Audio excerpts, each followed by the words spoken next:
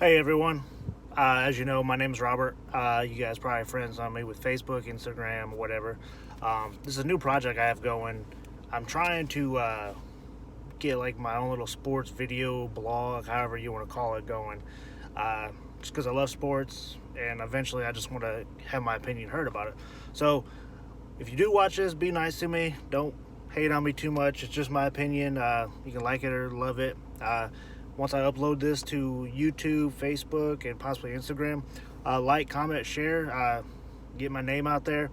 You never know. Spent my life just loving sports and just doing everything sports. So it'd be nice to get recognized for it. If not, it's just something I want to do just to have a good time. So the thing today is my Power 10 for the after week 3 of the college football season. I know ESPN, Bleacher Report, everybody has their own thing. But I mean, everybody wants to have their opinion heard, so why not I do mine? So at number 10, I got Stanford slash West Virginia. Mainly Stanford number 10, just because they're showing a little bit of fight even without Bryce Love. And West Virginia, I mean, Will Grier, probably the best quarterback in football right now when it comes to the college game. Just make defenses look silly. That's just great because he has three weapons to go to. And we'd be lucky if anybody other than maybe Georgia or a couple other teams has more than one weapon. Number 9, Auburn. I know they lost, but it was on a last second field goal to LSU. LSU has now beat two ranked teams. So, I mean, Jared Stidham, I mean, he's not going to win a Heisman or anything, but he's a good college quarterback. They're trying to replace Kerryon Johnson and Antoine Petway. So, I mean, the offense is going to be a work in progress. But that defense, that front seven, that's probably right up there with Alabama. I mean, possibly LSU. Just depends on what they're going to look like when they play an actually good offense, maybe such as Georgia, Mississippi State. But yeah, I think they're just an overall good team, even though they did lose. Number 8, it pains me to say this, Notre Dame. Not a Notre Dame fan. I think they get the benefit of the doubt when they lose 2 games and people think about they should go to the playoff. They shouldn't, but that's beside the point. They beat my Michigan Wolverines. Give them credit. Michigan's offense stinks, but they scored 24 points against a defense that's actually really good. That's probably top 5 in the country. Number 7, LSU. They made Miami look like fools, but then again, a Mark Rich coach team is going to be fool anyway. So I think that's not a big win, but just the way they handled it by beating them by that much. Um, they played Southeast Louisiana. That's nothing. But beating Auburn at Jordan Hare, that's a big deal to me just for the fact that Auburn on the road is a good team, but Auburn at home is a great team. So I think that goes hand in hand. They're going to be above Auburn and be above a lot of other teams, even though their offense is somewhat suspect. Number 6 is Washington. I understand that's probably going to be debatable on that one because they did lose to Auburn, and I got them ahead of Auburn. But the thing about it is they lost because they made mistakes and they missed like 3 field goals. So if you put those field goals in there, they win, and they're probably in the top 4 because they beat Auburn. Jake Browning is an underrated college quarterback. Not only that, their defense is really, really good. I think their defense could hold up in other conferences. Maybe the Big Ten, ACC, probably not the SEC because they're overmatched when it comes to offensive lines in the SEC. But I think Washington's a good pick for 6. I think they still have a playoff chance as long as they run the table.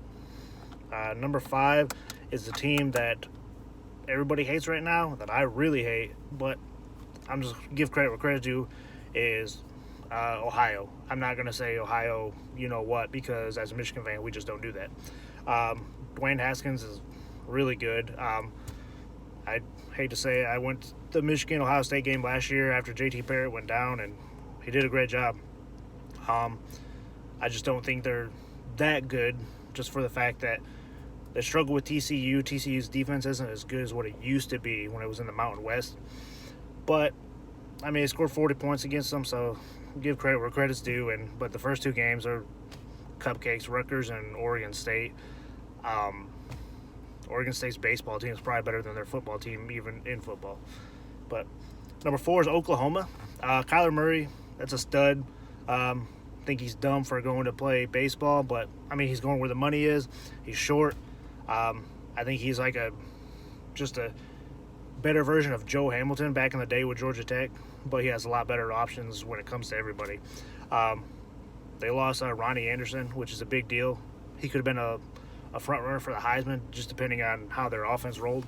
But their defense is really good. I was very surprised the opening week against Florida Atlantic. Florida Atlantic has a good offense, but that's there. They're struggling against Iowa State, but it's in Ames, and Iowa State is a good, solid team. So I think they'll go to a bowl game this year for sure. Number 3 is Clemson, just for the fact that I don't think Clemson's offense is that good.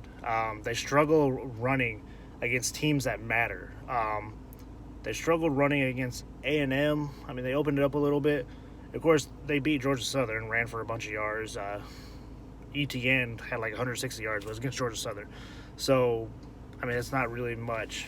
But I just don't – their defense is awesome. Their defense can – I think they could be a pro defense right now, just depending on who you put in the secondary. But the offense, I just don't really see them doing anything this year. They'll go to the playoff because the ACC is kind of weak this year.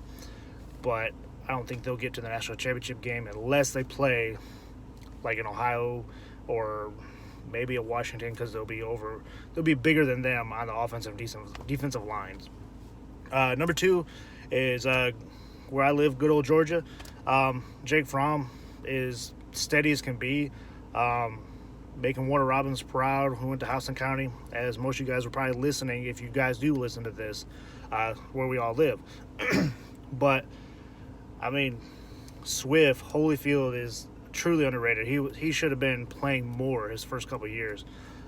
Brian Harrian's getting into that. Cook. I mean, the receiving core is just deep. It's a good team. I don't think their defense is as good as last year, but one thing about them is they're going to get better. And they're already really good. I think they're the only team right now that could match Alabama for maybe 3 quarters, but Alabama would eventually just wear them down. So, but they are my number 2, and of course number 1, Alabama. Good old Tua is just a freaking maniac on that field, and if he gets hurt, you have Jalen Hurts that's done pretty much everything college quarterback can do. I mean,